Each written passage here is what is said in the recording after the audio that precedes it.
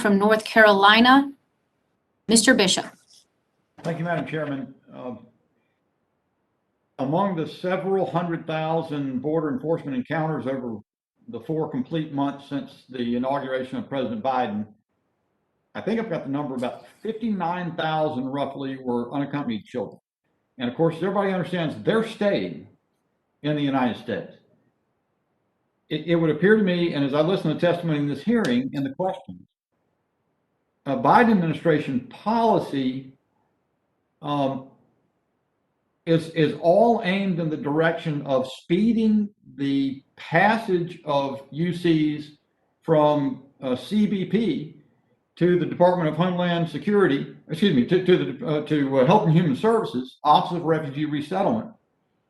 And of course, then they have a stay in an influx care facility, and then they're sent throughout the country to take up residence with some family member or a guardian or a sponsor, I guess you call it. Mr. Shahulian, in your testimony, you spoke of the top priority being to address the needs of children. And you said that the Biden administration has expanded capacities of agents to speed up the processing and the placement of unaccompanied children. Mr. Huffman cited what he called a success, moving unaccompanied children out of CBP custody faster, both by adding facilities and improving efficiency. And Mr. Shahulian, again, in your comments, you touted what has been done as having completely transformed border processes. And apparently, again, it's all aimed at eliminating overstays of unaccompanied children with the CBP. I would submit that this is unfortunately cruelly naive. And here's the distinction. The Trump administration policies the ranking member referred to were continually adapted to attempt to attenuate the flow of illegal crossings. But Biden policies, including all those Mr. Shahulian referred to and touts as a success, don't even make an attempt to attenuate the flow. The success you tout is increasing the bandwidth, moving people in faster.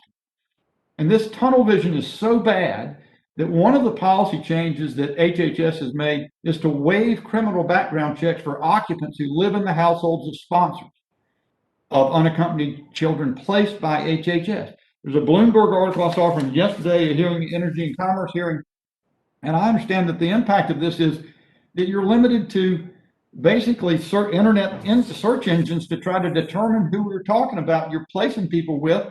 And we've been told by the CBP that the cartels dominate the crossing process, and they're throughout the United States engaging in trafficking, sex trafficking, indentured servitude enforcement, and we've dropped our guard to that degree. Mr.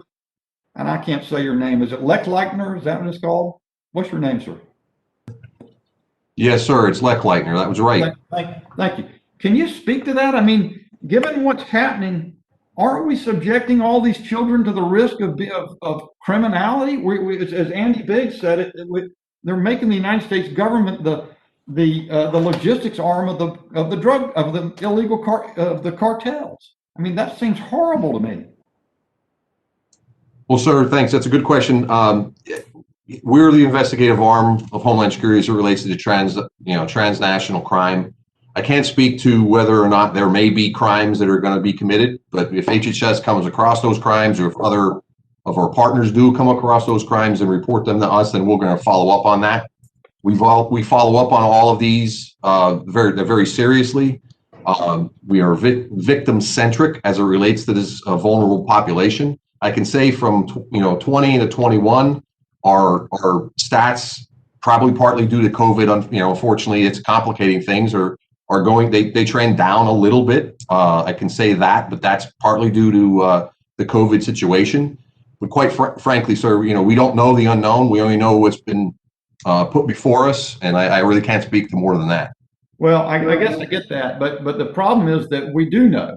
And I think it's sort of it's a bureaucratic short-sightedness, if you'll forgive me, to just say, well, we're doing great, we're moving them through faster. Yeah, we don't know who we're sending them to. We know MS-13's out there. We know there's trafficking going on. We know that the kids are being, or people are being sold or put into indentured servitude right here in our country, and that the cartels are active everywhere. And then we pat ourselves on the back and say that's humane. That is blinkered beyond belief. And it is a classic example of heart over mind. It is not a rational policy. There's not humanitarian in the slightest. Madam Chairman, I yield back. Thank the member for his question.